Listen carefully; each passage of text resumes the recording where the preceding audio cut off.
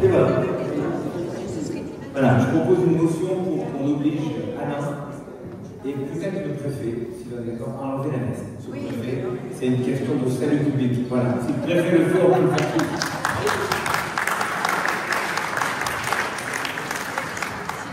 Je n'ai pas attendu le communication.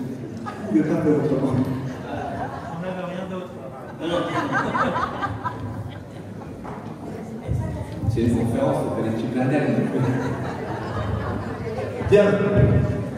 Monsieur le préfet de l'Hérault, Madame Claire Montpellier, adjointe au maire, représentant M. Sylvain Madame Montpellier, Mesdames et Messieurs les élus, Mesdames et Messieurs les présidents d'associations, Mesdames et Messieurs, chers amis de l'Institut, nous voici bientôt au terme de ce beau printemps des consciences qui marque la fin de notre année anniversaire, la 25e bilan, puisque, je le rappelle, c'est en janvier 2000 que les retraités Georges Frêche, Bernard Montpellier et Marie-Samuel Siman en France ont posé les bases de l'Institut Maïmonide, devenu depuis l'Institut universitaire Maïmonide Averroès de Madrid, dit humain. J'ai déjà eu l'occasion de dire également combien le programme de cette année a été particulièrement riche, avec l'accueil de personnalités aussi diverses que Marie Carter, Pierre Askin, Calcoumage, mais encore Bébé Leroy et Sandrine Schwartz, Richard Witz, Samuel Coppelem, sans oublier notre maire, Michael Delafos, qui nous a fait le grand honneur d'inaugurer cette saison 2024-2025 en octobre dernier. Et voici donc le bouquet final, qui a commencé par l'accueil de Daniel Mesnich, cet immense comédien, météorocène, de théâtre, mais aussi écrivain, cinéaste, professeur dramatique, qui nous a lu, avec sa voix exceptionnelle, quelques extraits de son dernier livre, une espèce de relecture de la Bible, d'abord poétique, mais aussi riche de sens. En fait, ce n'est pas vraiment son dernier livre, parce que on va dire que c'est son prochain livre, il n'est pas encore écrit, et il l'a intitulé Le premier livre. Ce printemps s'est poursuivi avec le 3 juin un colloque universitaire pendant 3 jours sur le génocide des Arméniens organisé en collaboration avec l'Université Paul Valéry. Le 4 avec Frédéric Ancel, docteur en géopolitique, professeur de Sciences Po, qui a évoqué les grands conflits de la planète, nous a dit pourquoi ce conflit de la guerre mondiale n'aura pas lieu. Et nous sommes donc réunis ce soir pour écouter et pour voir Haïm Corsia, grand rabbin de France, qui parlera de littérature et de poésie, puisqu'il nous présentera son livre intitulé La vie avec Edmond. Petite parenthèse en forme de bande-annonce pour vous dire que le 23 juin prochain, nous aurons avec nous Mordechai Bensoussan, grand rabbin régional, Monseigneur Turini, archevêque de Montpellier, et leur rencontre s'inscrira parfaitement dans le cadre de nos efforts en faveur du dialogue interreligieux, du respect mutuel de la paix. Vous avez le programme complet de notre bilan, je vous invite à nous retrouver, toujours aussi nombreux. Je dois aussi saluer certains de nos partenaires, la CIM, le consistoire régional que préside Alain Zitterman, Radio Lima et sa présidente, Bernard Damon. Mais ce soir, c'est bien Haïm Corsia qui nous fait l'honneur, le plaisir, l'amitié de contribuer à cet éveil des consciences que nous appelons de nos voeux. Monsieur le grand rabbin, et peut-être devrais-je dire plus simplement Monsieur Haïm Corsia, puisque c'est l'homme de lettres, le citoyen que nous recevons ce soir, et peut-être encore plus simplement, cher Haïm, puisque c'est un ami très cher de l'Institut que nous accueillons, un grand ami aussi de la ville de Montpellier qui n'hésite pas à répondre positivement à ces nombreuses sollicitations. Ai-je besoin de vous dire à tous combien nous sommes fiers, honorés, de vous proposer à tous ce moment exceptionnel, celui de la présentation d'un livre passionnant, La vie avec Edmond Frey, par un homme aussi brillant, qui brille aussi bien par sa vivacité intellectuelle, ses connaissances impressionnantes, son immense culture, et surtout par son humour. Le printemps des consciences était une invitation à réfléchir ensemble sur les valeurs qui fondent notre société et sur les défis qu'elle doit relever. Éveiller les consciences, c'est débattre pour développer des réponses collectives à ces défis. C'est défendre des principes fondamentaux qui doivent guider chacune de nos actions. C'est aussi refuser la banalisation, les silences complices, les relativisations dangereuses. À une époque où les questions d'identité, de mémoire, de dialogue entre les cultures et les religions sont plus que jamais de brûlantes d'actualité, ma vie avec les Montflègues est une invitation à réfléchir sur ces thèmes essentiels à travers le prisme de deux vies exceptionnelles. Dans sa célèbre et extraordinaire anthologie juive, Edmond Fleck cite un poème de Judas Halevi qui nous dit, dans une anaphore percutante, « Que fais-tu, sommeillant? Crie vers Dieu, t'éveillant, réveille-toi. » Éveiller les consciences, c'est permettre d'ouvrir les yeux sur tous les dangers qui menacent notre société. C'est lutter contre toutes les discriminations, promouvoir le dialogue, le respect, mettre l'accent sur le rôle essentiel de la culture contre toute forme de violence. Dans ce combat, nous avons besoin de voix fortes, de personnalités engagées, de débats comme celui que nous avons eu avec Frédéric Ancel, Manuel Valls, et que nous aurons ce soir avec notre invité prestigieux. Oui, qui mieux que Chaim Corsia pour contribuer à cette réflexion? Chaim Corsia, figure respectée, influente, emblématique de ce qu'on souhaite continuer d'appeler le franco-judaïsme, qui incarne la richesse de notre patrimoine spirituel et culturel, et dont on peut louer l'engagement inlassable en faveur du dialogue interreligieux et de la mémoire de la Shoah. Il va nous parler d'Edmond Fleck, cet écrivain, poète, philosophe, penseur, qui a tant apporté à la réflexion sur l'identité juive.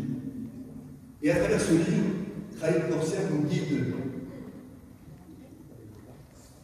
avec passion dans la lecture de cette merveilleuse anthologie juive et nous offre en même temps une introspection personnelle profonde, un témoignage de ce que signifie vivre avec les idées et l'héritage d'un tel maître.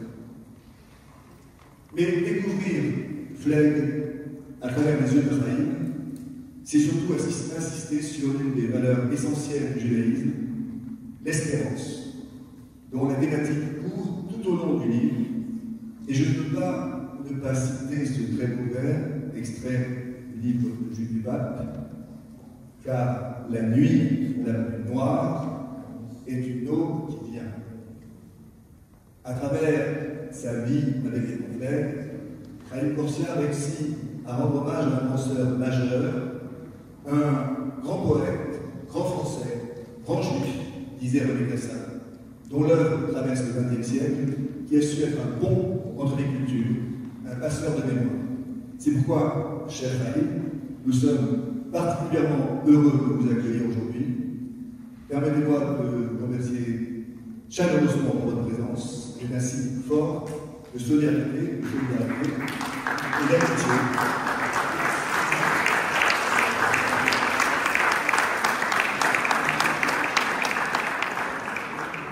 Solidarité et amitié qui nous honore tous. Merci à Alain, qui a beaucoup œuvré pour la réussite de cet accueil. Merci évidemment à Michael Lecoux, notre directeur, qui gère la vie de l'Institut, qui nous fait bénéficier à la fois de ses immenses compétences et de son extraordinaire et constant engagement. Tous deux seront chargés de l'animation de la soirée et interrogeront nos invités. Et merci bien sûr à chacun d'entre vous. Votre participation est le signe de votre détermination à faire de notre société un lieu de paix et de respect pour tous, un lieu où, comme Edmond Fleck, nous voulons espérer en l'homme, continuer de croire que, comme le dit Chaim, de l'autre côté de la nuit, le jour. Bonne soirée à tous.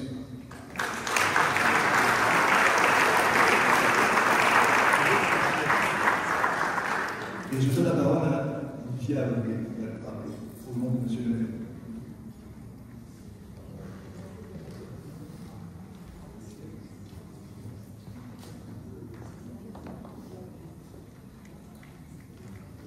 Bonsoir, Monsieur le Grand Rabbin, Monsieur Corsia, Monsieur le Président, Monsieur Ekbi, président de l'Institut Maïmonide, Monsieur le Directeur de l'Institut, Monsieur Yankou, Monsieur le Président du Consistoire régional, Monsieur Zilberman, Mesdames et Messieurs, chers amis, c'est un grand honneur pour moi de prendre la parole au nom de Monsieur le maire, qui m'a chargé de vous transmettre ses salutations les plus chaleureuses. Je pense que le mot est bien choisi, et de vous donner, Monsieur le rabbin, et de vous souhaiter, Monsieur le rabbin, la bienvenue dans votre vie.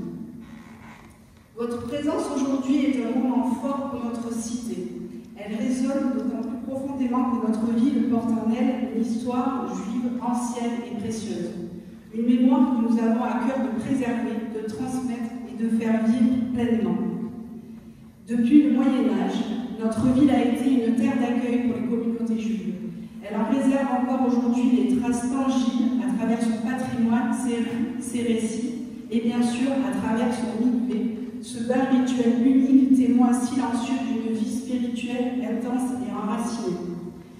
C'est dans cette même mémoire que s'inscrit la figure inspirante de Benjamin de Tudela, grand voyageur du XIIe siècle, qui sillonna le monde pour rencontrer les communautés juives et témoigner de leur diversité et de leur vitalité. Son esprit d'ouverture, de curiosité et de transmission nous parle encore aujourd'hui. Notre engagement envers son patrimoine ne se limite pas à la mémoire, il est aussi un engagement d'avenir, puisque deux projets d'envergure nous rassemblent autour de l'Institut Maïmonide, avec le premier autour de ce diamant qui est le mikvé que nous allons travailler en réseau avec les autres mikvés qui existent en Europe, mais également le second qui est porteur de sens autour de la création d'un musée synagogal qui permettra de faire rayonner cette histoire locale au-delà de nos murs. Il y a d'autres projets comme la Vitrofamille qui va être changée avant les journées du patrimoine également. Je tiens à exprimer une reconnaissance toute particulière à l'éminent professeur Carole Yankou, dont le travail avec d'autres chercheurs a permis la découverte de ce mikvé. Cet engagement est précieux pour la ville. Il a découvert avec M. Sirat et M. Georges Frêche.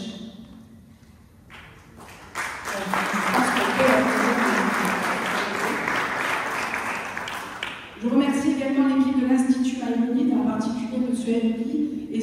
Michael Yankou pour leur travail remarquable, leur passion et leur capacité à faire vivre et transmettre ce patrimoine commun. Au nom de la municipalité, je vous remercie toutes et tous pour votre présence et votre engagement. Et je vous souhaite une très belle conférence en compagnie de M. Zilberman et M. Yankou. Et je salue chaleureusement, encore une fois, et joyeux anniversaire à l'Institut. Merci.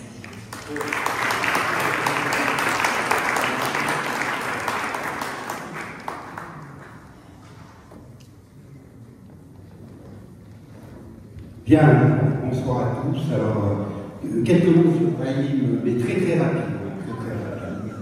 Le grand rabbin Raïm Corsia est né à Lyon le 27 septembre 1963. C'est tout naturellement qu'à 17 ans, une fois ses études secondaires achevées, il entre au séminaire israélite de France. Il a toute la confiance du grand rabbin Citru qu'il est rabbin de communauté. Il a moult diplômes, son CV est très long et très fourni, on ne pourra pas tout dire. Et parallèlement à ses fonctions, Raïm Corsia poursuit un cursus universitaire d'études et de recherche, associant les questions militaires et géostratégiques à celles d'éthique et de management. Muni de ses solides titres universitaires, il soutient à l'Université de Poitiers un doctorat en histoire contemporaine consacré à la vie du grand rabbin Jacob Kaplan, figure tutélaire du judaïsme français. Il souligne l'attachement de Jacob Kaplan à concilier les deux identités, être juif et français, sans renier la foi de nos pères. Sa nomination en 2000 à la direction de l'aumônerie générale de l'armée de l'air s'impose naturellement par ses connaissances en géostratégie.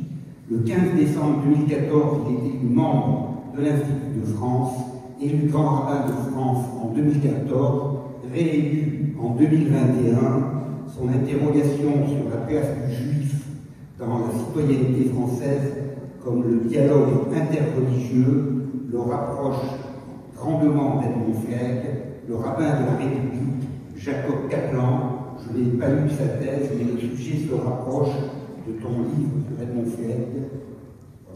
Bien, je voulais déjà te remercier, mon cher Haïm, parce que en l'espace de 1 mois, tu t'es déplacé 3 fois dans notre belle région, et c'est un honneur pour notre consistoire régional. Merci à toi, merci Haïm. Alors, première question sur le livre, bien sûr.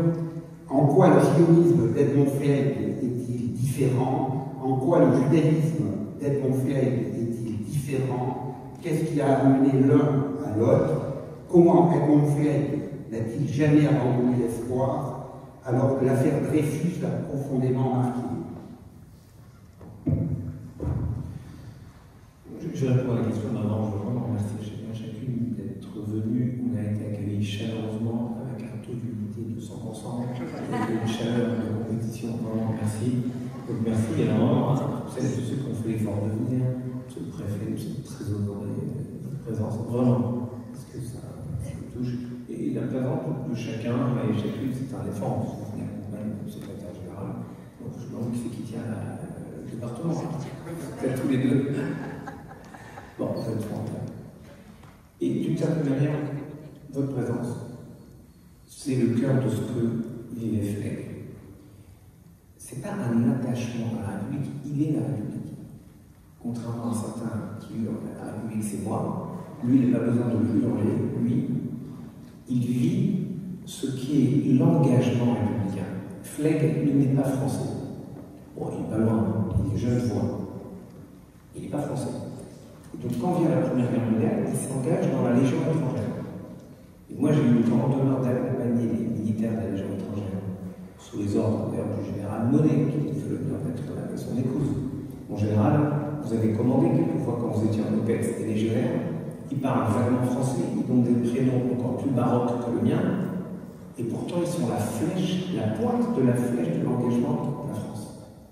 Parce qu'ils vont mourir pour nous partout dans le monde. Et donc, lui, il fait ça. Et j'ai eu la chance de trouver son dossier de naturalisation. C'est incroyable. J'en étais même à me demander si c'était possible que les appréciations qu'il avait venaient bien de la même armée qui avait massacré Dreyfus. C'est-à-dire que quand vous lisez les appréciations sur l'engagement de Flegg, vous vous dites, c'est pas possible. Et pourtant, si.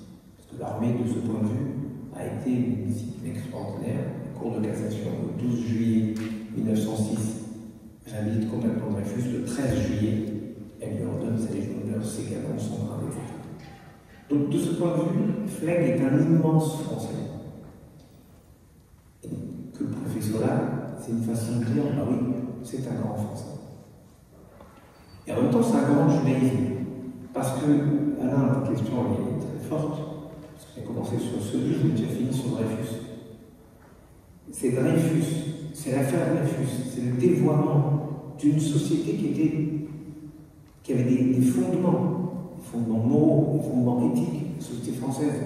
C'est le dévoiement de cette société qui pousse Herzl à concevoir que jamais il y aura un espace absolument, totalement, définitivement serein. Et donc c'est là qu'il conçoit son livre qui s'appelait Un nouvel État, une nouvelle nation. Et il va lancer les congressionnistes à Bâle en 1897. Mais lui aussi, c'est l'affaire Dreyfus qui le rend à son judaïsme. Il était, disons-le clairement, très éloigné du judaïsme. Il a même pensé, mon père ne voyait pas une concurrence, il a même pensé à un moment basculer dans le catholicisme. Mais oui. Bon, après tout, voilà. Et c'est Peggy qui l'en détourne. Peggy, c'est extraordinaire. Peggy lance le cahier de la quinzaine et il publie beaucoup de choses. Beaucoup d'auteurs peu connus qu'il va lancer. Et il va publier un nom d'un auteur anglais qui s'appelle Israel Zanvin. Il demande à son pote Flegg de faire la traduction. il est anormal maintenant. Et donc, Flegg traduit Zangwill et tombe sous le charme de ces textes. Et notamment, il est bouleversé par un texte qui s'appelle Khabdaya. Je vous fais le pitch de l'histoire en 2 mots. C'est un jeune juif qui habite Venise. Enfin, ses parents habitent Venise. Et lui, il voyage partout dans le monde. Imaginez Solal de Mercoy, vous voyez ça un peu souvent. Mais il est complètement, totalement déjudaïsé. Et il a prévu d'aller voir ses parents. Il se pointe chez ses parents en Venise, toc, il ouvre la porte, et en fait, c'est le soir de Pâques. C'est le soir de Pessah. Il ne savait même pas se dire à quel point il était loin. Et donc, il y a la soirée pascale, et le père ne peut pas faire autre chose que de l'accepter à la table. Et tout le repas, le père lui envoie des piques. En fait, le père lui fait sentir qu'il n'est plus assez juif pour être à sa table. Et lui, dans sa vie, il sait que partout, quoi qu'il fasse, on le renvoie toujours à sa judaïté. Ça le rend fou. Pour le monde extérieur, il est trop juif. Pour le monde juif, il n'est plus assez juif. Il décide de se suicider. Et Flegg dit, ça n'arrivera pas. Parce que quitte à être juif, autant être vraiment juif, c'est-à-dire à savoir ce qu'est le judaïsme. Et il va commencer à entrer dans ce qui est le sous-titre de votre printemps des consciences, la lettre. La lettre. Il se dit, on n'est pas juif si on ne connaît pas les textes. Moi, je pense que nous ne sommes pas français si nous ne sommes pas citoyens de notre littérature. Parce que vous allez n'importe où dans le monde, et vous êtes français parce que vous savez qui est Phileas Fogg. Parce que vous avez été au bagne avec Edmond Dantès. Parce que, avec D'Artagnan, vous l'avez accompagné, parce que, bon, quand vous êtes en bain, quand j'étais jeune, j'étais Aramis, mon père. Vous ne voyez pas de mal. Mais voilà, moi j'étais Aramis. C'est mon truc. D'abord, c'est le dernier qui meurt. Il s'en sort toujours Aramis. En plus, il y a une histoire louche avec Milady. Ça me plaisait bien, on ne savait pas trop, on ne comprenait pas trop. Moi j'étais Aramis, voilà. Et nous avons tous un personnage. Voilà, c'était D'Artagnan, ça c'est sûr. Enfin, les grandes épopées. Chacun son truc. Michael, non, t'as pas le format pour Portos. Pourquoi pas? Je sais pas. C'est ça. Et lui, il dit, on n'est pas juif si on n'est pas dans les textes. Écoutez, s'il va faire un truc roman, bon, vous allez me dire, c'est un élève normal, donc il se met à apprendre l'hébreu, à traduire la Bible. Il apprend l'araméen pour traduire le Talmud. Il va faire des choses hors normes. Il va traduire la Kabbale, qu'on va retrouver. Tout ça, on le retrouve dans ce livre incroyable, l'anthologie du judaïsme. Et alors, sans cela, c'est très futé la question. Donc, il redevient juif grâce à Peggy. Il fricote avec l'Action française, pour être honnête. Jusqu'à la naissance de son fils, où il dit c'est plus possible. Il se désabonne de l'Action française à ce moment-là. Et il entre dans une vie d'engagement. Vie culturelle aussi, une vie d'engagement. Et pour l'époque, il y a 2 personnes en France, dans la communauté juive globale, 2, qui sont absolument français, absolument juif, et sionistes, 2. Kaplan et Flegg. Quelqu'un comme le grand rabbin Maurice Nieder, ancien combattant de la Première Guerre mondiale, directeur de l'école rabbinique, c'est le numéro 2 du judaïsme français de l'époque. Être sioniste, c'est une trahison de la France. On ne peut pas avoir d'autre. C'est quasiment la double allégeance.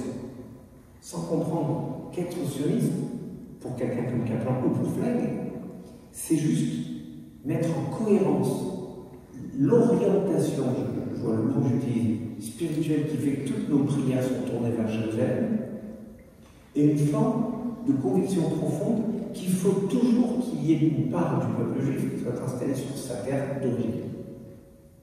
Maintenant, n'oubliez pas le paradoxe du judaïsme. Et je crois que c'est ce qui rend Flegg vraiment universel.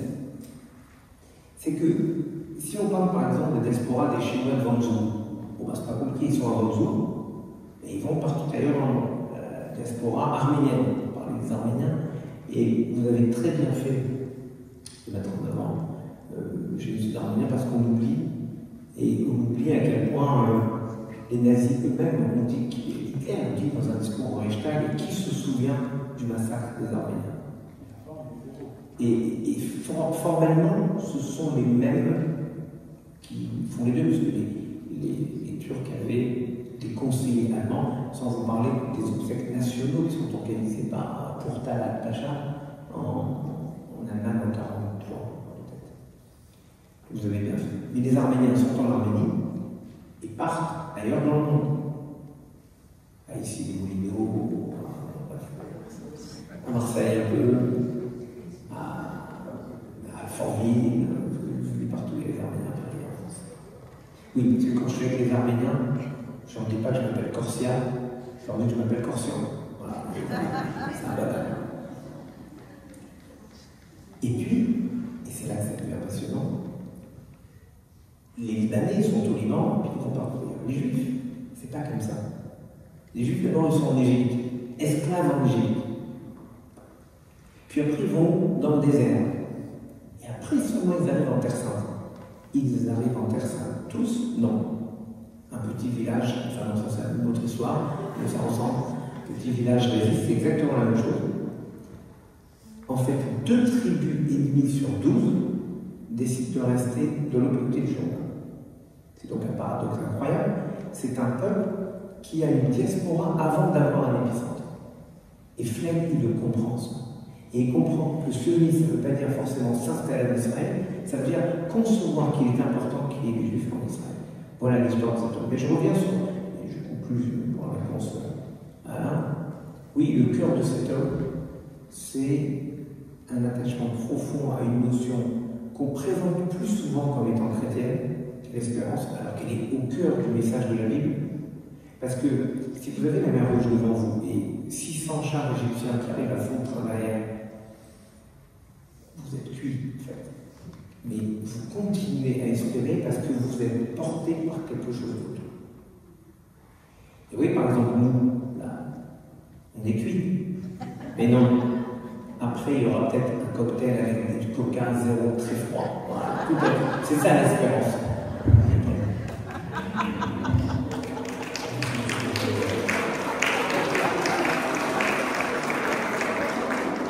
Alain évoqué l'affaire Dreyfus qui aurait eu un impact considérable effectivement sur l'affirmation du sionisme égyptien moderne.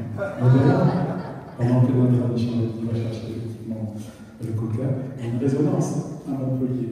Saviez-vous que sur les 11 délégués français présents en 1897 à Basel, 4 étaient de Montpellier, 3 Ashkenazim, Joshua Boucheville, Joseph Merki, Boris Katzmann et un d'Algérie, Eugène Balança. Et on a retrouvé le siège de cette association des étudiants sionistes à Tidot Israël, aux 12 rue Bonin.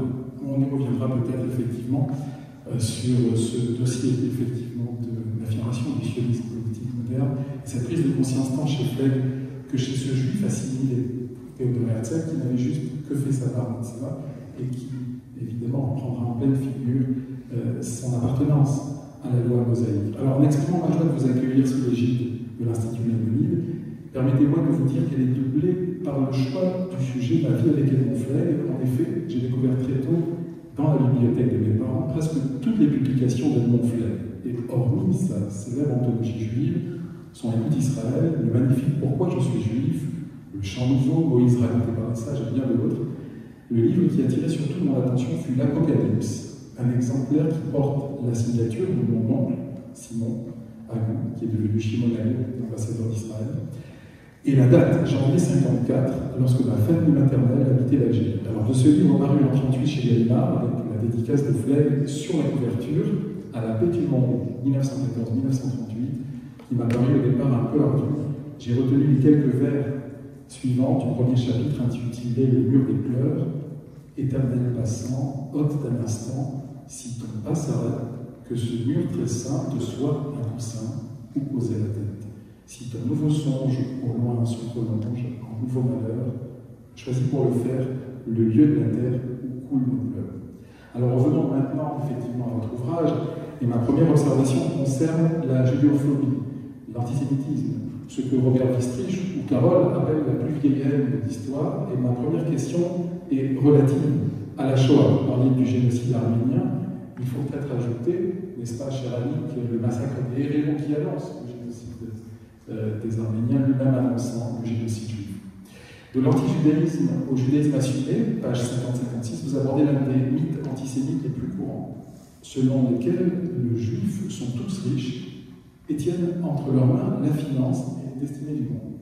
Alors vous rappelez qu'en 2006, l'assassin d'Ilan Halimi a affirmé que les juifs avaient de l'argent et que la famille d'Ilan paierait, que la communauté paierait. Et c'est avec raison que vous écrivez, je vous cite, il est effarant que nous soyons obligés en 2024 de dire et redire qu'il y a des familles dans le besoin au sein de la collectivité juive, et vous donnez même un chiffre, 30 000 personnes. Dans le même paragraphe, vous citez le nom d'Israël Meir-Lo, ancien grand rabbin de Tel Aviv, puis d'Israël, devenu président de l'Institut Yerushalayim Yad Vashem, et qui à l'âge de 7 ans se trouvait dans le camp de Buchenwald où les troupes américaines avaient découvert les survivants des marches de la mort, et parmi eux, un millier d'enfants de moins de 18 ans. 426 jeunes furent acheminés en France et confiés à l'OSE, l'œuvre de secours aux enfants, et dans ce groupe, il y avait Elie Wiesel, dont on évoquait la mémoire tout à l'heure dans la voiture, et que nous avions reçu dans cette salle il y a 22 ans avec Jean-Jules Frêche, Elie Busine, et notamment le petit Israël Meir-Lo. Alors en évoquant ce survivant, vous affirmez, nous sommes tous des survivants de la Shoah. Est-ce que vous pouvez expliciter cette phrase, M. Conrad? Bon, c'est un débat très profond. Il faut juste mesurer. Georges Semprin dit quelque part, et je le cite dans un livre en fait, il dit ne croyez pas que nous soyons des survivants comme nous aurions survécu à un accident de voiture. Nous n'avons pas côtoyé la mort, nous étions dans la mort, nous ne sommes donc pas des survivants, nous sommes des revenants. Et moi, je suis porté par ça. Déjà, c'est quand même bousculant. Là-dessus, le grand rabbin Lo, donc, il faut imaginer, il a 7 ans et demi, le 11 avril 1945, à la libération de Buchenwald, 7 ans et demi. Il avait 15 jours de durée de vie prévisible, lui. Il devait mourir, sauf que c'était la désorganisation absolue des camps. Arrivé à Buchenwald, beaucoup de marches de la mort, tous les camps qu'il y avait en Silésie, et donc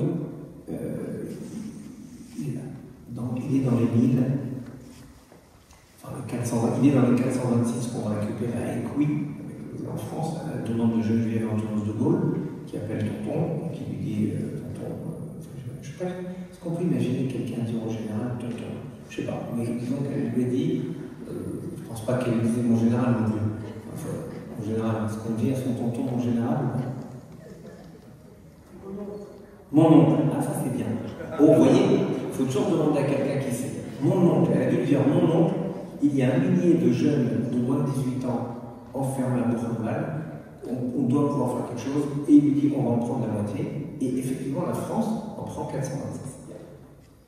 Et lui nous dit quelque chose d'incroyable. Tu étais là, je crois, en Israël, quand on est jeune. Il nous dit là, toi, comment? Je suis arrivé, il arrive, il m'embrasse, j'aime beaucoup, un homme formidable. Il me dit, toi, tu es un survivant. Moi, je lui dis, je sais que je suis vieux, avec la barbe, mais je ne pense pas qu'il croit que j'étais déjà né en 40, 42, c'est pas possible.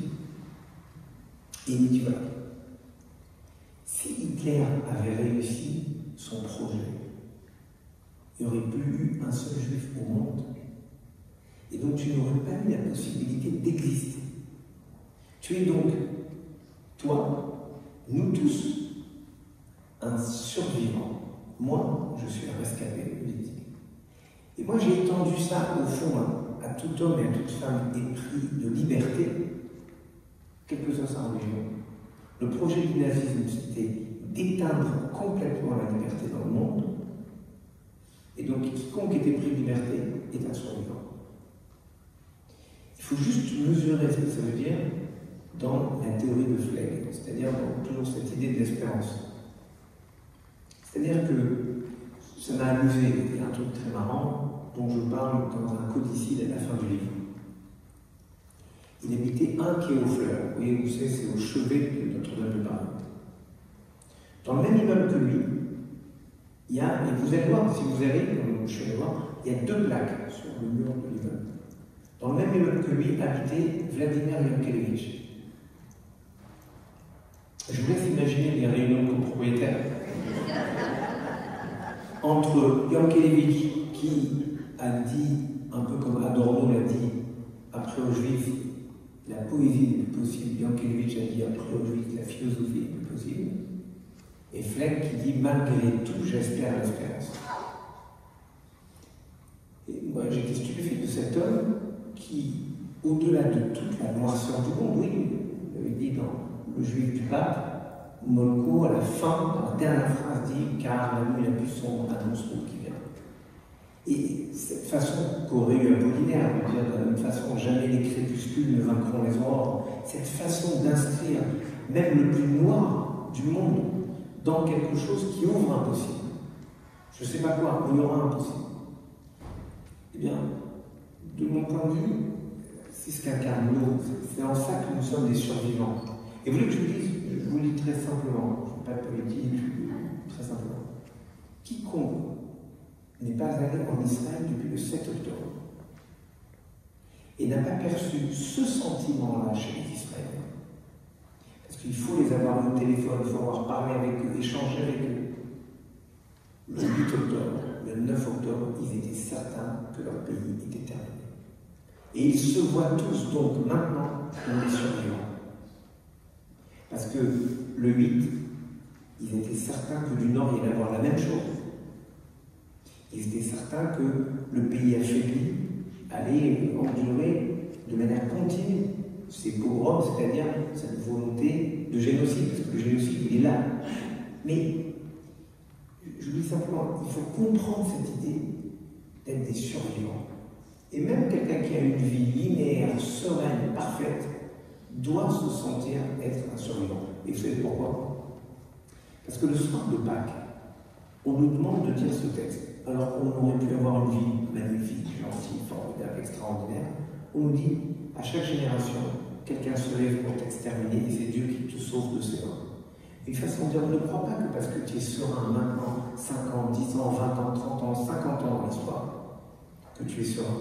En fait, restez toujours, non pas sur ses gardes, dans la méfiance, au contraire, restez dans le choix de la vie, c'est-à-dire être attentif aux mouvements, aux vibrations du monde, pour pouvoir toujours instiller de l'espérance, même dans la désespérance de tout. C'est le cœur de cette citation de Fleck dans Pourquoi je suis juif. Je suis juif parce que partout où le monde désespère, le juif espère. Et juste pour conclure sur la réponse à ta question, ce qui est terrible, c'est que ce livre, l'Apocalypse, qui est de 38 ou 37, je ne sais pas, comme tous les livres avant la guerre, il le dédicace à mes petits-enfants que je n'ai pas encore. Et en 48, il écrit un livre dont le titre est merveilleux qui s'appelle « Nous de l'espérance » et il le dédie à mes petits-enfants que je n'aurai jamais, car il avait 2 fils, un qui est mort pour la France dans les combats de 40. On oublie toujours les combats de 40, hein, c'est honteux. C'est un peu comme dans Austerlitz, Alésia, on ne sait pas où c'est. D'abord, il n'y a pas eu que des défaites, il y a eu, on parle de Montcornet, mais il y a eu des moments de grandes victoires. Maintenant, il y avait un mouvement extraordinaire des rayons de ces chars qui nous a complètement tourné. Mais il y a eu 100 000 morts dans les combats en 1940. En un mois et demi, ça. Un mois et demi, on a eu 100 000 morts. Je ne sais pas si vous voyez ce que c'est. Il est mort dans ces 100 000 morts. Et son frère, lui, voulait s'engager. Il va donc à la commission. Et il était malade, il était fatigué, je ne sais pas ce qu'il avait. Je ne peux pas trouver exactement. Il est réformé. Et il décide de se suicider, et il se suicide. Et moi, ça m'a bouleversé, parce que j'étais dans la vie de Fleck pendant quelques mois. Je me suis dit, au fond, une vie qu'on ne peut pas offrir pour les autres, pour la France, c'est-à-dire quelque chose qui nous dépasse, pour lui, n'est pas une vie digne à vivre. Je ne critique pas ceux qui se replient sur eux-mêmes, qui se protègent, qui ont une vision égoïste. Je dis que si vous avez une vision citoyenne, c'est-à-dire je suis responsable des autres, et qu'on vous dise que tu ne peux pas être responsable des autres, tu vas faire que consommer la France, et tu ne vas pas produire la France, lui, il a fait le choix de se suicider. Et donc, il n'aura pas de petits-enfants parce que sa belle-fille qui était enceinte, celle du soldat mort en 40. Sa belle-fille est enceinte et il doit faire un choix terrible. Les médecins lui disent, lui demandent la vie de sa belle-fille, la vie de l'enfant, et il choisit de sauver sa belle-fille. Et donc il n'a pas de petit enfant. Et en 48, il va dédier Nous de l'espérance à ce petit-fils que je n'aurais jamais.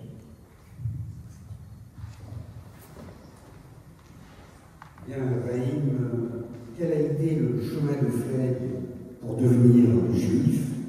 Quel a été ton chemin? Qu'est-ce que le judaïsme demande à nous faire?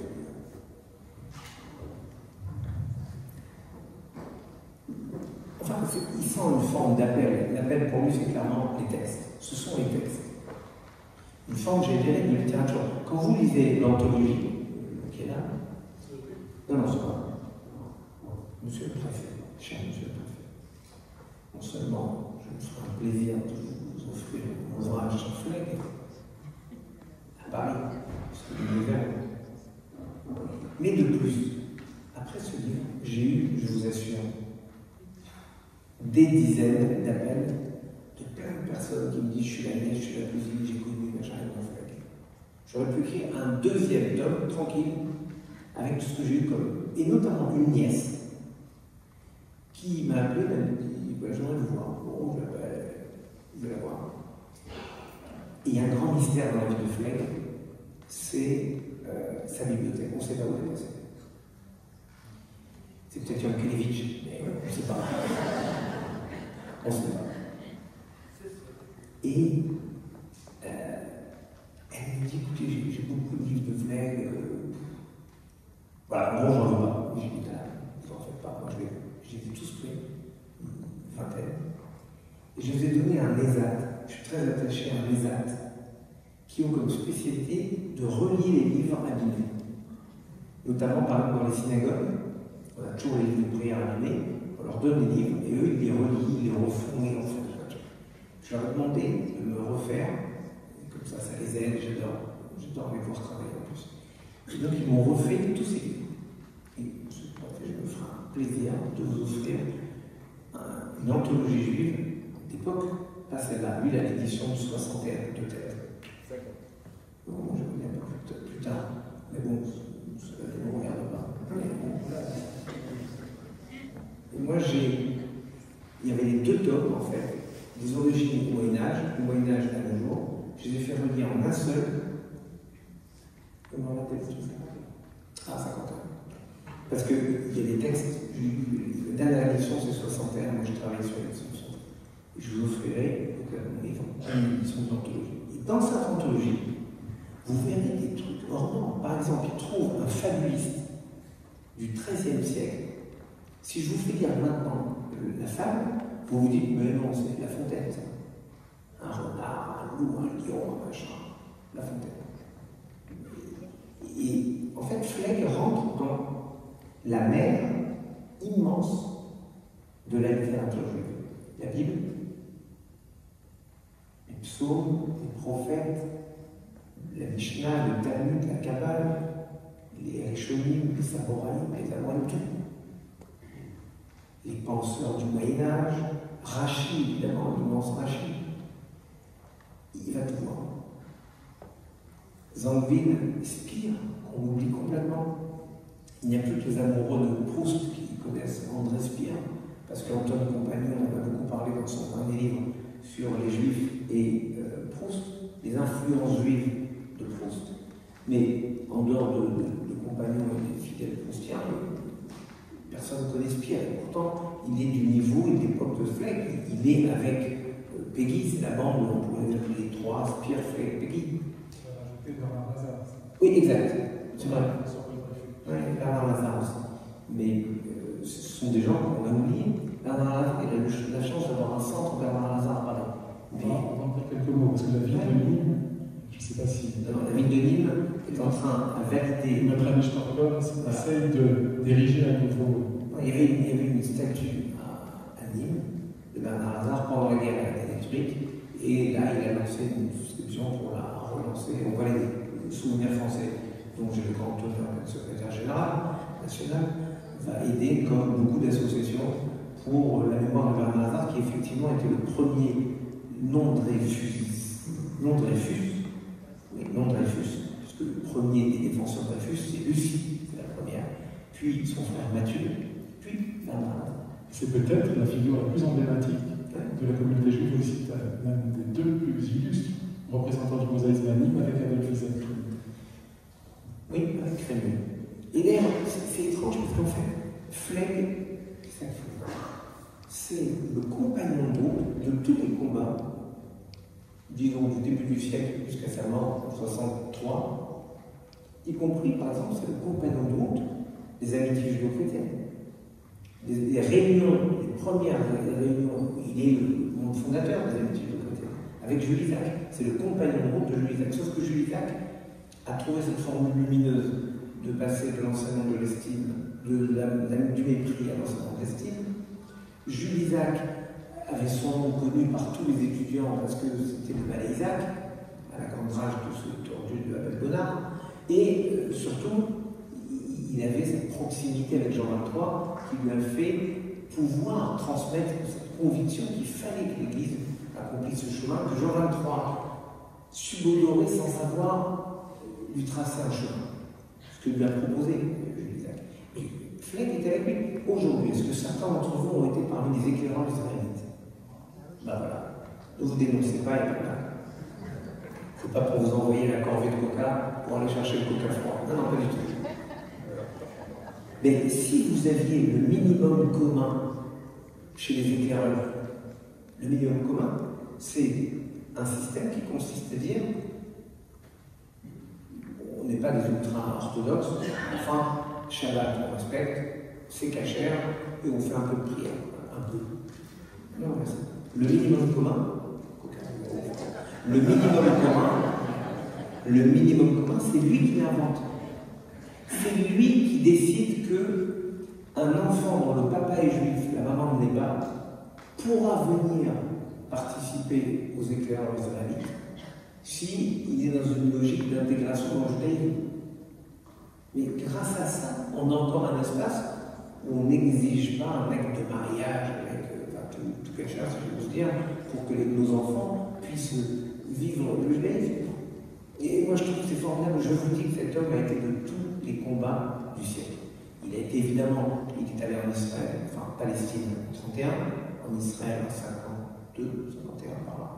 Et donc, de tous les combats, il a été. Et les combats pour la France, les combats pour le judaïsme, font des combats pour l'homme. Et je vous assure que ce combat pour l'espérance, c'est un combat qu'il faut mener parce que j'ai la conviction. En fait, voilà, oui, nous sommes un pays littéraire. Et je crois qu'il y a deux grands fleuves en France. Il y en a un qui est parfaitement perçu, c'est le fleuve de Nerval. Pour Nerval, l'ange du spleen, le prophète de la mélancolie. Voilà. Pour Nerval, c'est pas compliqué. La mélancolie est cette maladie qui permet de voir le monde tel qu'il est. Voilà. Donc le monde tel qu'il est, il est terrible. Regardez les infos. Comment il a dit le président? Brainwashing. Voilà. Vous regardez, on vous explique. Trouvez-moi, de ce point de vue, il a raison. Trouvez-moi une chaîne qui vous donne une bonne nouvelle. Si, quand un grand club de foot de la capitale gagne la Coupe d'Europe, oui, ça c'est bien. Quand l'équipe de France bat l'Allemagne, ça nous fait toujours plaisir. Quand, voilà, il y a quelques bonnes nouvelles, mais trouvez-moi une bonne nouvelle. Il n'y en a pas. Pourquoi? Parce que nous sommes dans un courant mélancolique qui dit le monde est terrible, c'est la catastrophe, le pire n'est pas certain, voilà.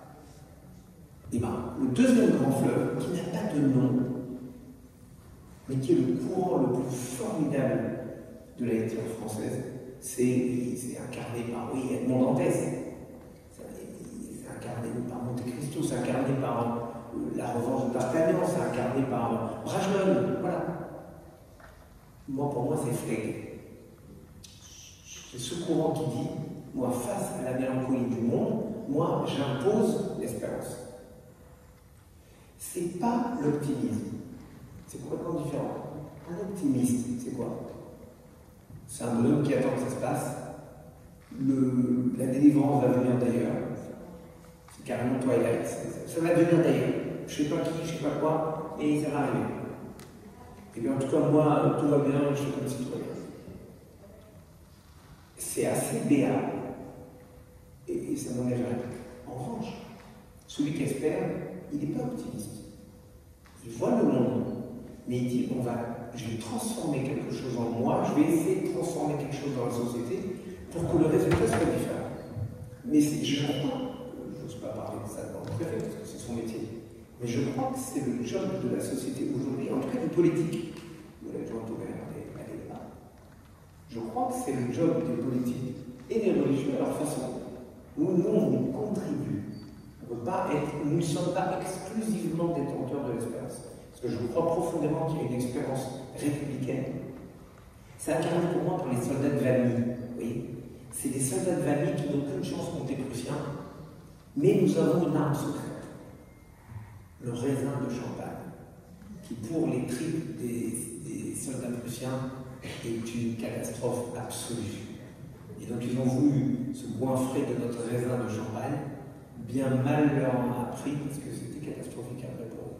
Et donc, c'est à peu près comme dans la Bible, où je pourrais vous raconter les prophètes, où vous avez l'armée ennemie d'Assyrie, l'armée d'Assyrie, pas là, en Syrie, d'Assyrie, de Saint-Crévé, le roi d'Assyrie, qui est là pour envahir Israël. Et dans la nuit, il y a un bruit énorme qui résonne dans les tentes. Tous les ennemis prennent peur, ils croient qu'il y a un ennemi terrifiant qui est là, et ils se sauvent. Le lendemain, il n'y a plus personne. C'est quelque chose d'incroyable. Si je vous dis ça avant, n'ayez pas peur. On n'est pas peur. Regarde l'armée qui est en bas, ils font le siège, ils vont nous éclater, c'est sûr et certain. Enfin, je vous une parenthèse. On n'avait pas les mêmes chez nous, tout à fait. Nous n'avions pas les mêmes ici qui nous disaient les Jeux Olympiques, ça ne va pas. Ça va être une catastrophe financière.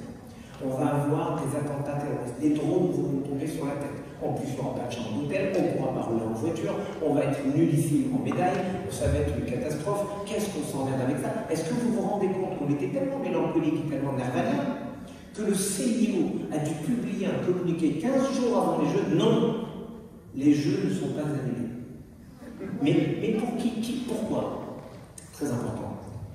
Je ne sais pas si je peux parler de ça, mais parce que l'ingérence étrangère, jouer sur notre peur, panique et notre mélancolie naturelle, en nous faisant passer des messages à travers tous les réseaux sociaux et tous les systèmes pourris dont vous devrez vous méfier à outrance, qui laissait entendre que ce serait une catastrophe, ce sera un danger, ce sera un truc. Moi je pense à mes pauvres amis parisiens, leurrés par ça, qui se sont dit, moi je me sauve de Paris. Eh bien, ils ont été fort démunis quand les médailles sont venues. Parce que je les voyais, tu crois que si je viens de Paris, je trouve une place, moi je trouve pas de place. Moi j'ai réussi à prendre une place, j'avais pris, je l'avais moi à l'avance, à l'épée, sous le Grand Palais. Une merveille. J'ai été la finale du 100 mètres au Stade de France. J'étais sur la ligne des 100 mètres, là, comme ça. Le 100 mètres le plus rapide de l'histoire, tous les concurrents en moins de 10 secondes. Mais des moments merveilleux et des moments merveilleux de fraternité. Moralité, Flegg a raison contre Nerval. Mais il faut qu'il y ait la tension entre les deux. Monsieur Grand-Rabbin, vous forcez l'admiration avec ce deuxième ouvrage.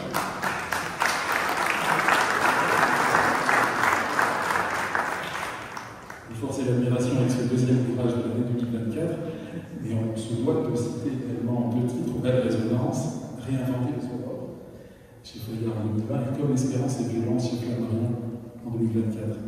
Dès votre incipit, vous convoquez au Panthéon de vos auteurs de prédilection, René Char, page 10, Paul Valéry avec son cimetière marin, Apollinaire, dont la formule lumineuse, je cite, jamais les crépuscules ne vaincront les aurores, et Tolong, des soirs, des vivants et matins, a dicté justement votre titre de 2020, mais aussi bien Malin. Vous vous inscrivez dans le pas de ce Edmond Flegg, de ce vrai nom Edmond Fleggenheimer, qui va s'avérer plus français même que les natifs, marqué par les origines alsaciennes de sa famille, et selon la formule de Pierre Benoît, que nous recevons régulièrement à l'Institut Maïmonide, un fou de la République. Alors dans le paragraphe Légionnaire juif et français, page 57-75 à peu près, vous abordez le sujet du franco-judaïsme en mettant en avant à la fois la position de Flel et du grand rabbin Jacob Kaplan, que vous connaissez mieux que personne pour avoir réalisé un doctorat, auquel vous avez consacré donc une belle thèse de doctorat, tous les deux profondément français, profondément attachés à Israël, vous disiez en Pierre. Alors peut-être que vous pouvez revenir là-dessus, surtout dans le contexte du déchaînement de l'antisémitisme aujourd'hui.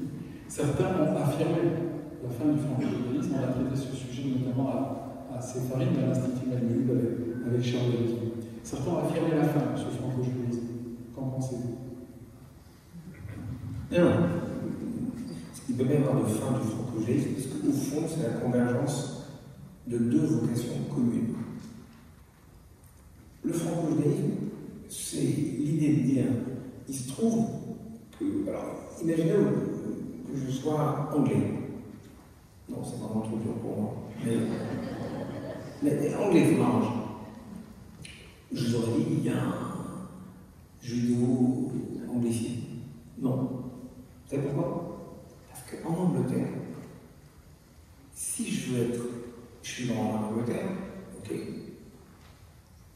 Si je veux être roi d'Angleterre, je ne peux pas.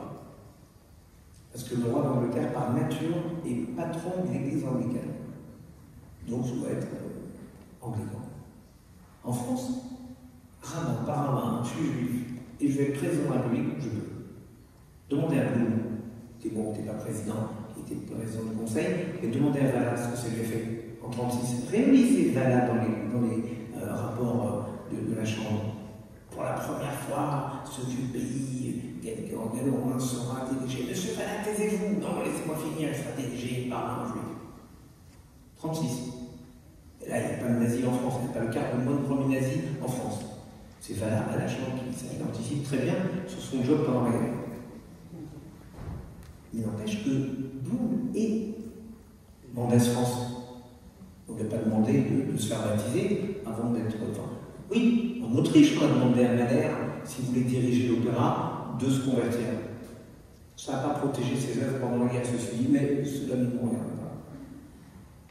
Mais en France, personne ne penserait à minorer la participation en tant que citoyen, parce que ici, nous tous, que ce soit le préfet ou le plus petit d'entre nous, ici, nous avons le même titre, citoyen ou citoyenne, la même chose. Point. Après, on a des responsabilités différentes, mais l'engagement qui est mesuré par ce titre merveilleux de citoyen, il est le même. Et ça, on le trouve dans le judaïsme. Alors, on trouve aussi dans le catholicisme, on trouve dans le protestantisme, dans l'islam, on trouve probablement cette idée qu'on ne peut pas instiller des différences entre les gens. Et donc, la France, pour moi, c'est le pays de la liberté. Et d'ailleurs, partout dans le monde, quand quelqu'un, c'était le président américain qui avait dit chaque personne qui se bat pour la liberté a deux nationalités, la sienne et la française. La France, la Marseillaise a accompagné toutes les espérances de liberté dans le monde. Partout. Et moi, j'ai conscience qu'en France, il y a une histoire d'amour entre le judaïsme et ce qu'est la France. Tu as raison. Pierre Bienvenue, les fous de la République. Et tu as raison de le préciser. La République, oui, c'est la France, mais la version républicaine de la France, parce que même si, comme tout Français qui se respecte, j'ai beaucoup Louis XIV, c'est quand même celui qui a révoqué l'édit de Nantes, je ne peux pas quand même oublier ça. Il a privilégié la marine en faisant planter ses grandes forêts plutôt que l'armée de l'air. Je m'en fous. C'est un anachronisme, mais je m'en fous. Dès qu'on privilégie la marine par rapport à l'armée de l'air, ça m'énerve. Le général de ce. Voilà. Non, mais c'est celui qui a énoncé le principe de l'État comme étant un roi, une fois, une loi. Quoi? Non, mais attendez une seconde, je ne veux pas prendre moi seul du coca, ça devient formidable. Tout le monde va boire du coca. Bon, après. En plus, qui c'est cette Maëlle? Qui c'est Maëlle? Ah oui. Merci beaucoup, vous avez été formidable. Non, je crois que, justement, et je vais vous parler très franchement, probablement après, attention, personne ne voit, je vais vraiment vous parler très franchement. Je vous ai parlé des ingérences avant les JO, et avant, pendant, après. Là, je suis allé la veille de Shavuot devant le mémorial de la déportation en Paris, puis devant la synagogue de la rue Pavée, la synagogue de la rue des Tournettes, qui avait été maculée de peinture verte. Ça m'a refait la même impression qu'avec les étoiles bleues, où j'avais été le seul à dire attendons les résultats de l'enquête. Bien sûr, je m'étais fait traiter sur les réseaux sociaux qui sont des espaces pondérés de discussion. Enfin, je vous laisse les épithètes qui m'étaient accolées, mais en gros, j'étais un flagada et une cougole absolue, parce que je n'osais pas crier à l'antisémitisme, parce que je n'osais pas parler d'antisémitisme. Moralité, on s'est rendu compte qu'à l'époque, c'était des Moldaves. J'avais un peu raison, et j'avais probablement des informations, j'avais décrit tout en comprenant les choses.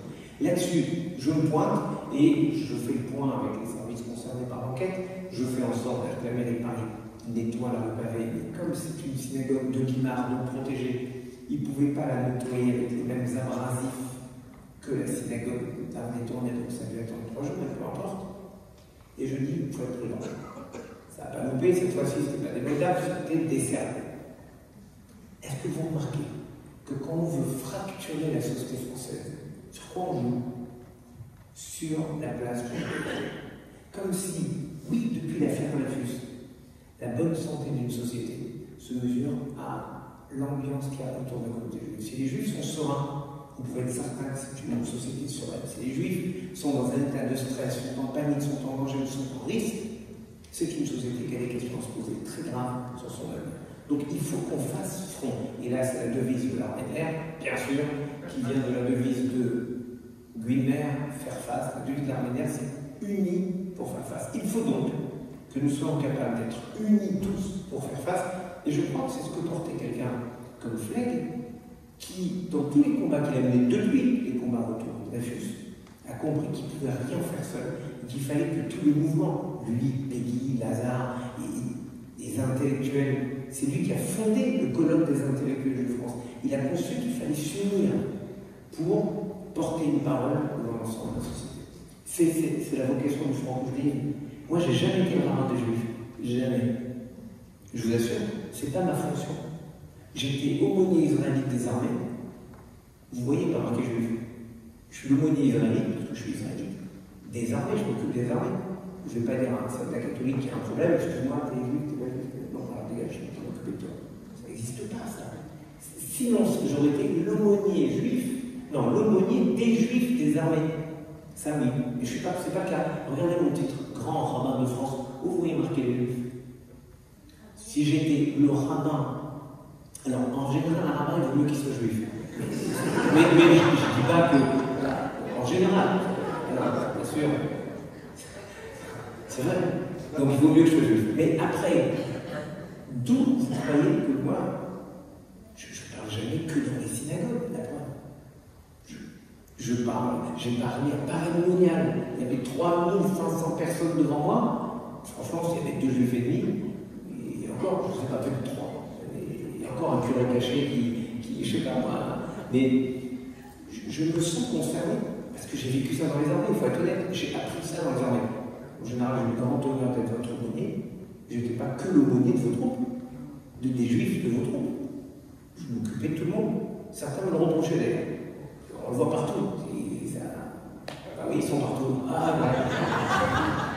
Avant de donner la parole à Alain pour vous poser la question suivante, rappelez toujours effectivement que la France a été le premier pays en Europe qui a des droits égaux à tout un chacun, et les Juifs ont pu bénéficier en s'intègrant harmonieusement au 19e. Et là, on parlait de Bernard Lazare, Adolphe Isaac Fémieux, pour la vie de lui, mais à Montpellier, on avait Eugène Lisbonne, Israël Benari, qui se sont intégrés, qui se sont affirmés par le droit et qui ont eu également une vie politique intéressante, peu couronnée de succès pour la famille Bédari. Non, mais ça, après, les succès des échecs électoraux, c'est autre chose. Il y a juste un mot que je changerais, non, 2. D'abord, ils se sont intégrés. Intégrer, c'est j'arrive de l'extérieur et je viens et je m'intègre. Pardon, il y avait des Juifs en France avant que Clovis il ait dit de se faire baptiser. Depuis le 1er siècle, au moins. À Lyon, on a l'attestation de Juifs qui sont arrivés avec les armées romaines, alors un peu prisonniers, enfin ils sont arrivés, et puis ils ont fait souche à Lugdunum, et je suis né à Lugdunum. ça s'appelait déjà Lyon à l'époque, mais quand même, voilà, donc, mais peu importe, donc, quand on dit, on va comparer les populations qui arrivent en France avec la conversion des Juifs, calmez-vous, et d'ailleurs, comment oser parler de ça avec le Nouveau qui est derrière la Fédération, et sans vous parler de la maison sublime de Rouen, qui date du XIe siècle. Donc, ça c'est la première chose. La deuxième chose, je corrigerai chez Michael, il faut bien corriger un peu. Avec grand plaisir, venant de vous. C'est que, oui, je suis amoureux de cette date du 27 septembre 1791, où la Constituante accorde aux Juifs les pleins droits de citoyens, mais c'est quand même 2 ans après tout le monde. Mais c'est déjà là. Voilà, je l'ai dit en passant. Oui, absolument. Et pour ce qui est de l'ancienneté du judaïsme français, on a plus fort que Luc de Noun, avec, du côté d'Arles, la plus ancienne trace d'une présence juive française. Et là, on va retrouver un Roland. Il y a même avant le 1er siècle de notre ère, qui renvoie finalement à l'arrivée de Juifs de l'Israël antique par navire. Et puis, il n'est qu'à se promener dans les différentes localités de cette Occitanie judaïca pour vérifier l'ancienneté du judaïsme. Même s'il y a des édits d'expulsion des monarques français. Vous parlez tout à l'heure du judaïsme anglais, c'est la première expulsion. Il y a eu 13 expulsions des Juifs par exemple en France. La première, c'est par Dagobert, qui n'était pas si bon que prévu. Il y a eu Philippe le Bel, qui était moins bon que prévu. Il y avait Philippe Auguste, moins auguste que prévu. Et Charles VI. Ah, Charles VI, c'est 1306, c'était lui. Non, Philippe le Bel, 1306. Philippe le Bel, 1306, il n'y a jamais expulsé personne. En fait, s'il y a 13 expulsions, vous comprenez bien qu'il n'y a pas les expulsions. Vous savez pourquoi? Et oui, parce que s'ils expulsaient, il n'y avait plus de dette. Voilà. Et s'il n'y a plus de dette, vous n'avez pas besoin de partir, parce qu'on ne vous donne plus rien. Voilà. Et vous pouvez même rester parce que ça aide en plus pour le commerce. Jusqu'au prochain roi qui décide que ça garde profondément dans les dettes et qui en tue une partie, qui en vire une autre partie, qui élimine quelques dettes. Voilà. Donc, mais c'est vrai que c'est, sans vous parler bien sûr de Louis IX, qui n'est pas du tout le plus saint des monarques français, et encore moins le plus philosophique. Effectivement, et je donne tout de suite la parole à Alain. Vous parlez tout à l'heure de Yehuda Lévi. Sachez que Thibon d'Espagne, quand il arrive, fut dans les persécutions de Moab, et peut-être l'autorité rabbinique, théologique, suprême, le plus à même de parler de Saadia Gaon et de Yehuda Lévi à Lunel au Moyen-Orient. Dernière question, peut-être.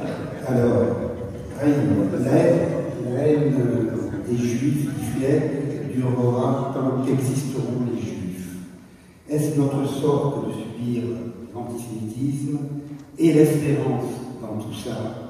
La preuve de l'existence de Dieu, c'est Israël qui le croit. Oui, une très bonne question pour la fin. Avant les questions de la salle, bien sûr. J'ai compris.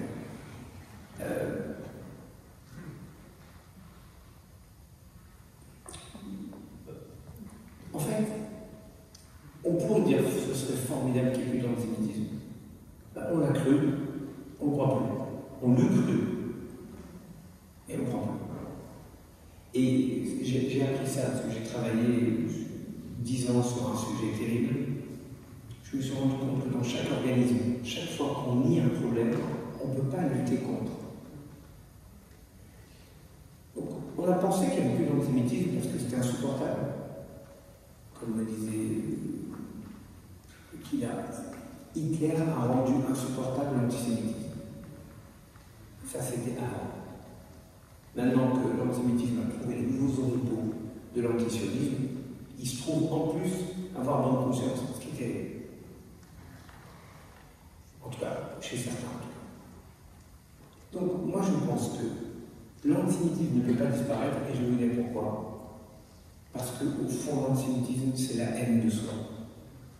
C'est la haine de soi. Et c'est matérialisé par l'aide des Juifs. Mais l'aide des Juifs, c'est quoi un Juif? Si je prends là, moi je me barre, mais je prends quelqu'un, je ne vous dis pas qu'il est juif, je l'installe dans la salle. Il est donc comme moi.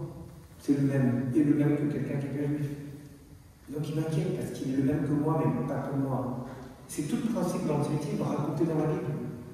Il y a, dit Aman au roi Assuérus, il y a parmi tes 127 provinces, tout de ton royaume, un peuple dont les règles ne sont pas les mêmes règles que les tiennes.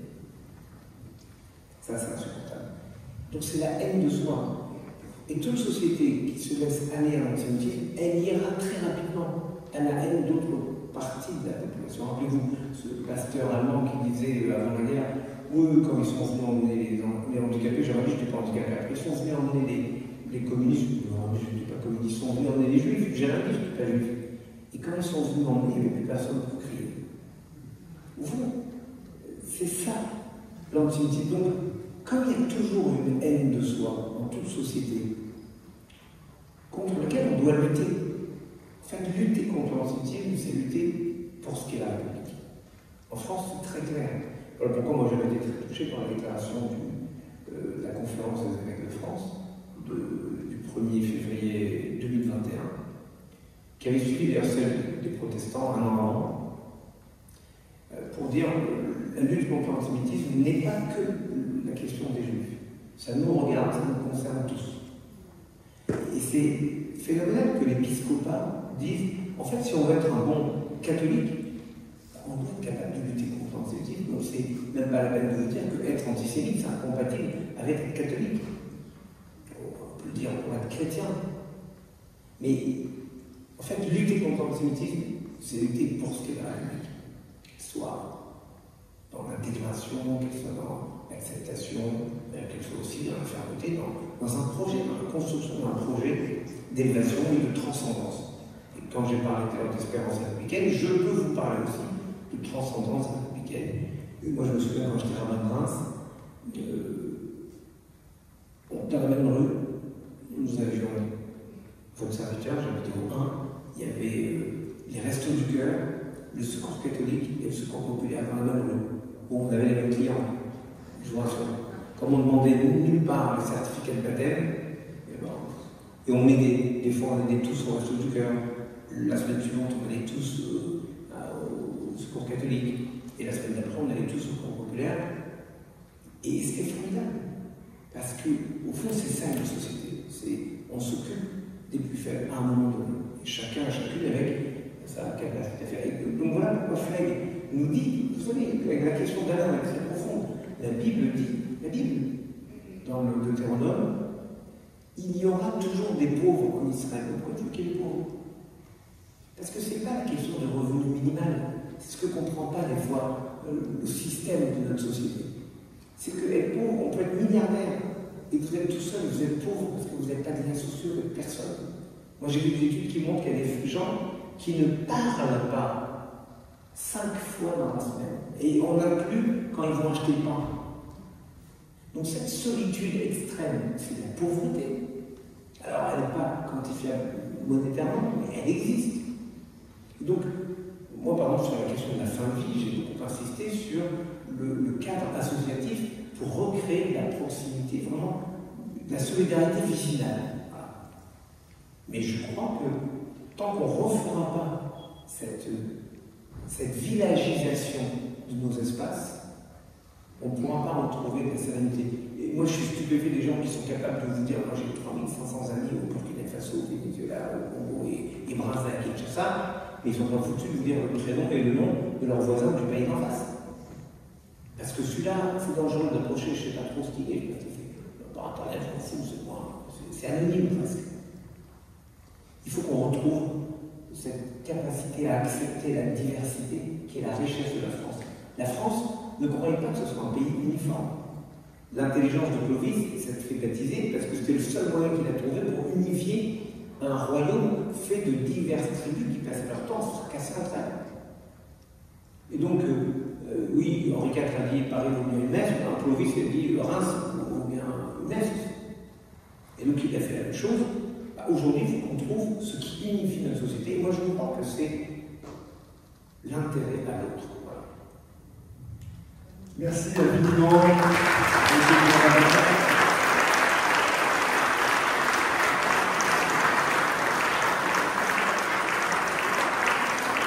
Merci à Madame Michael d'avoir donné ce bel entretien, cette belle présentation. Et donc, nous allons vous passer la parole. Est-ce qu'il y a des questions dans la salle? Je vois déjà des mains se lever. Monsieur Fabrice Laurin, vous avez la parole. Vous avez le micro.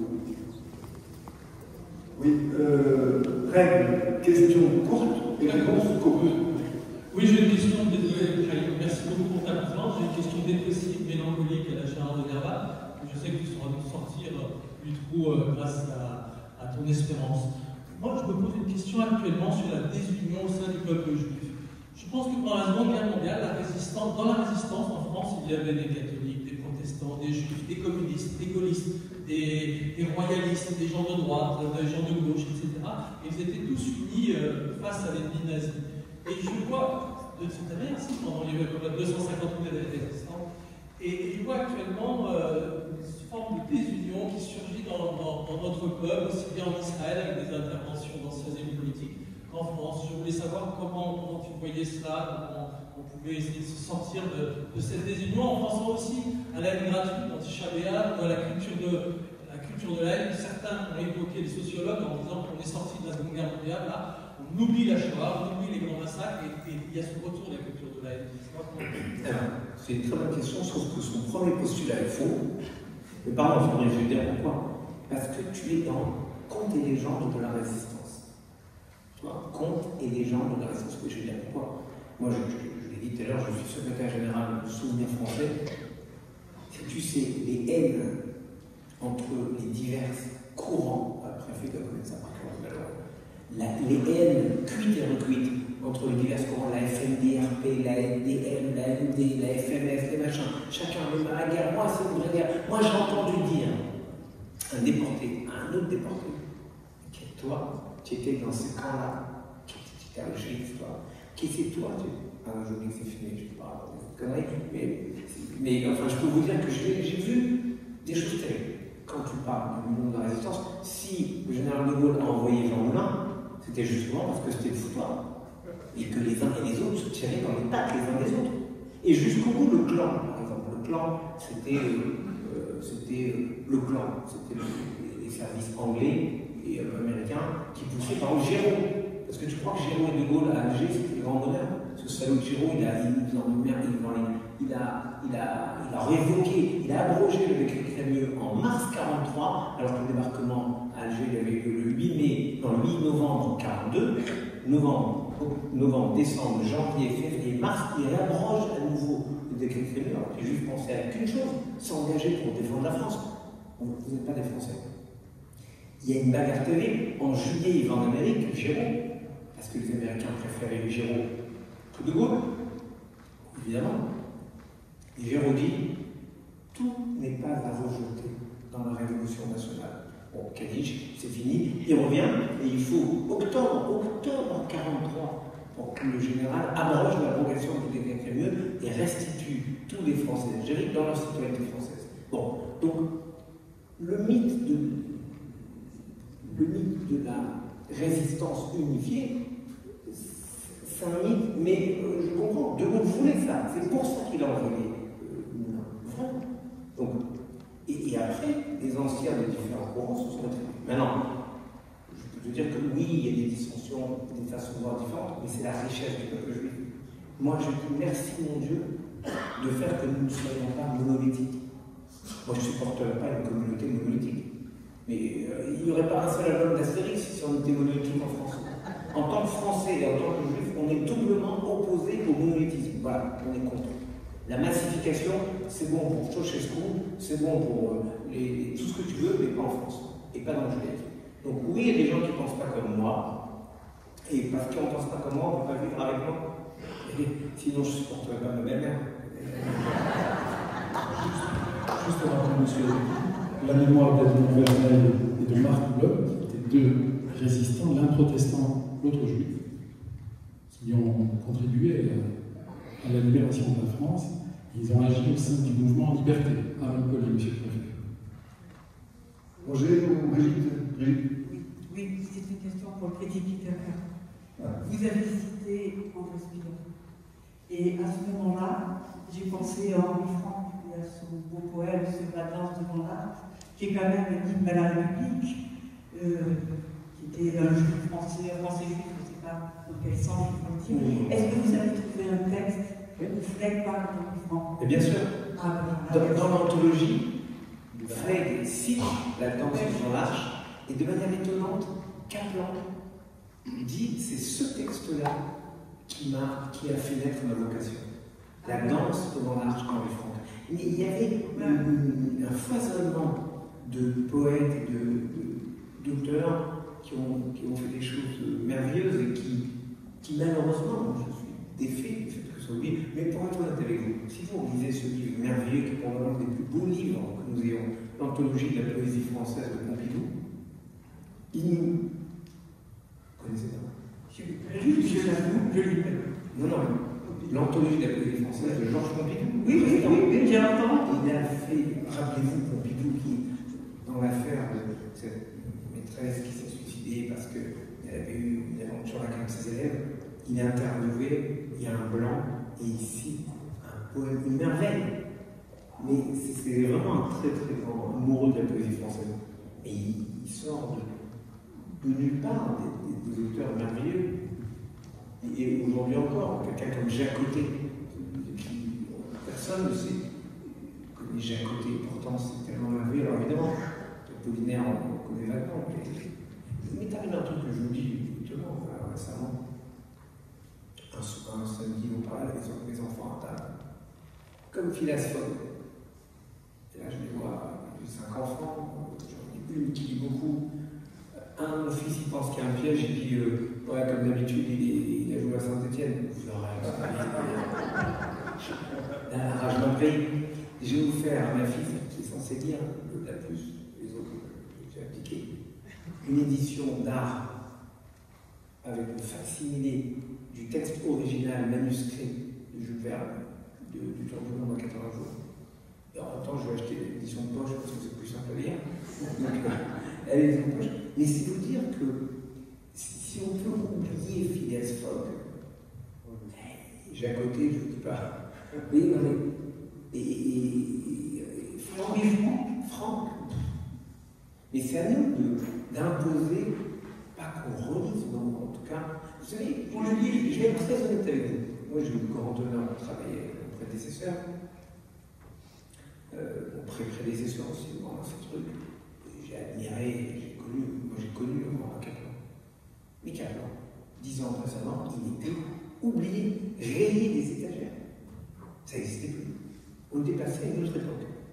Vous voulez que je vous dise Bergson? On n'imagine pas ce que c'était Bergson avant la guerre. Non, personne n'imagine. Personne. Il aurait été au Panthéon, s'il était mort en 38, il est au Panthéon, personne. Parce que c'était hors la guerre et les arts l'ont effacé complètement.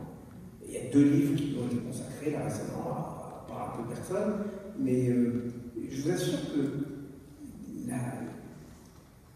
passer à la postérité, c'est un truc qui est pour Kaplan. Je m'y suis pris mécaniquement. Un livre, 2 livres, une médaille à la Monnaie de Paris, un timbre à la Poste, des colloques, créer une loge de Mébric qui porte son nom, le mettre dans tous les discours de n'importe qui. Je suggérais une citation de Kaplan. Au bout d'un moment, Kaplan devient une évidence, ça devient l'exemple même du franc-comté. Mais c'est comme ça qu'on construit. Je ne peux pas le faire pour tous les penseurs. J'ai décidé de le faire pour Flegg. Ça m'énervait que les gens connaissent Flegg à cause du centre Flegg, du restaurant universitaire Flegg, mais pas à cause de Edmond Flegg. Mais ça m'était déjà arrivé, vous savez, avec un aviateur. Oui.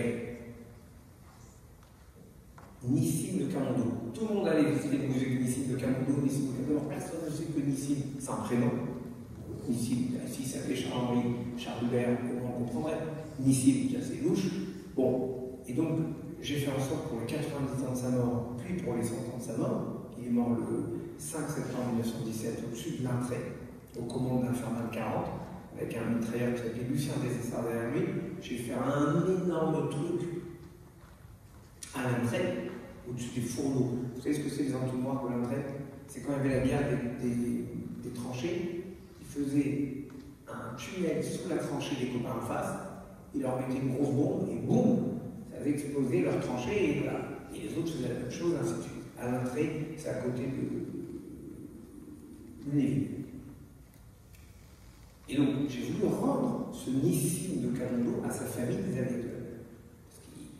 En fait, on oublie, nous sommes des oubliés. Et c'est scandaleux. Voilà pourquoi moi, je suis très attaché à la mémoire des anciens. On continue les questions courtes. Roger. Bonsoir, monsieur le grand rabbin, cher Mme Corsia. Je vis dangereusement, je vais poser une question très courte. En écrivant ce livre, est-ce qu'il y a quelque chose de toi-même que tu as découvert ou compris pour la première fois? Par nature, on découvre toujours des choses. C'est Apollinaire, dans Alcool, dit chaque fois que quelque chose qui n'était pas moi-même arrivait à moi, c'est une partie de moi-même qui revenait à moi. Voilà, tout est dit.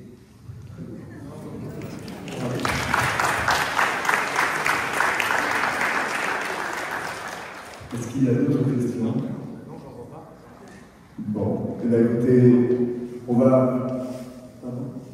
Je rappelle le 23 juin, effectivement, la rencontre entre Montréal, Bensoussan et Monseigneur Turini. Et donc, je vous remercie infiniment et remercie nos orateurs pour cette très belle soirée. Et à l'année prochaine.